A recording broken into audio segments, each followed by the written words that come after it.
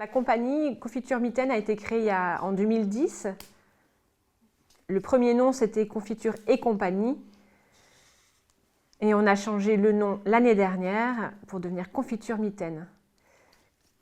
Confiture, pourquoi? Parce qu'avant, le premier spectacle de la compagnie, il y avait des pots de confiture sur le plateau en guise de scénographie. Et mitaine parce que, alors il y a le lien avec les mains, puisque nous travaillons sur la langue des signes, c'est la philosophie de la compagnie, travailler sur le bilinguisme culturel avec la langue des signes. Et puis il y a aussi mitaine parce que c'est le lien avec le monstre, pour nous, on travaille quand même dans l'univers des enfants. Maman, qu'est-ce qu'on mange? Il est tard. Du canard. Miaou!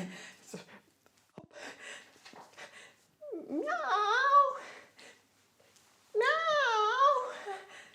Miaou!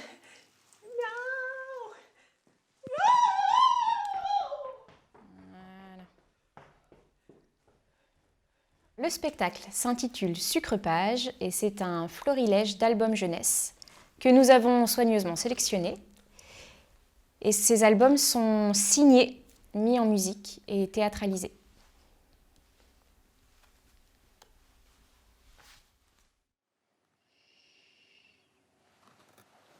À la 2, à la 3, à l'attaque!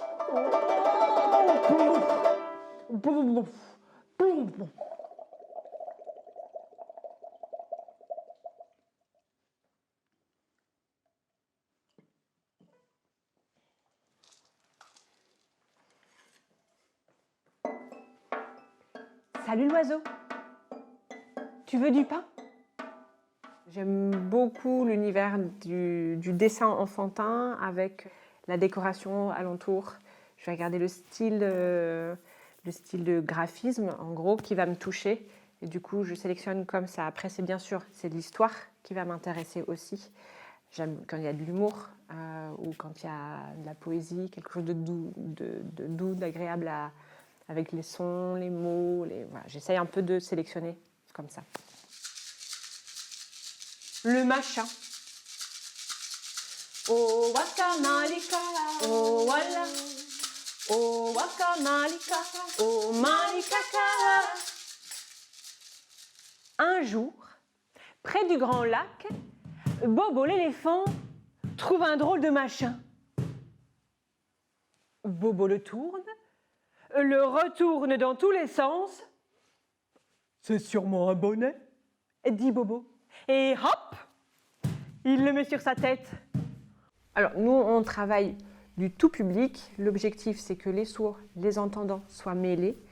Quand le spectacle est terminé, souvent, on pose des questions justement s'ils ont repéré des signes pour faire une première sensibilisation à la langue des signes. Et puis après, s'ils ont effectivement des questions plutôt curieuses par rapport à nous trois. Et puis effectivement, les livres, on a tendance à les laisser sur le plateau.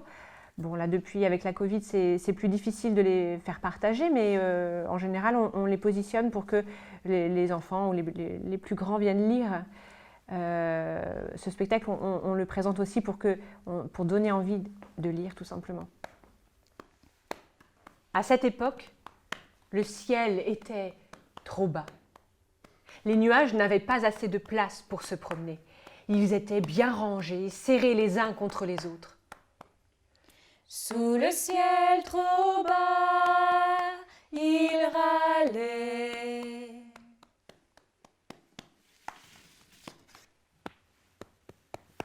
Les arbres ne pouvaient pas grandir librement.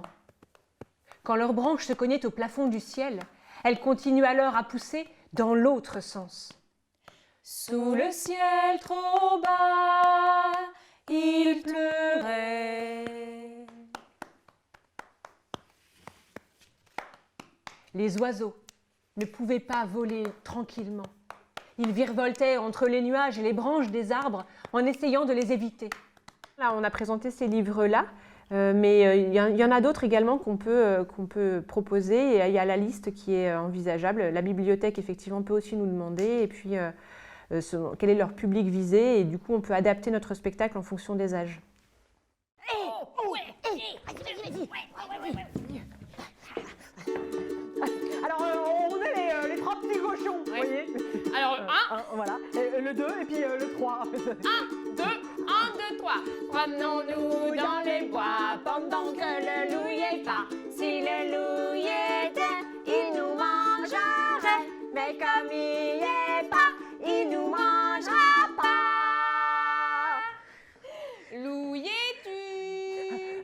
M'entends-tu? Que fais-tu? Oh!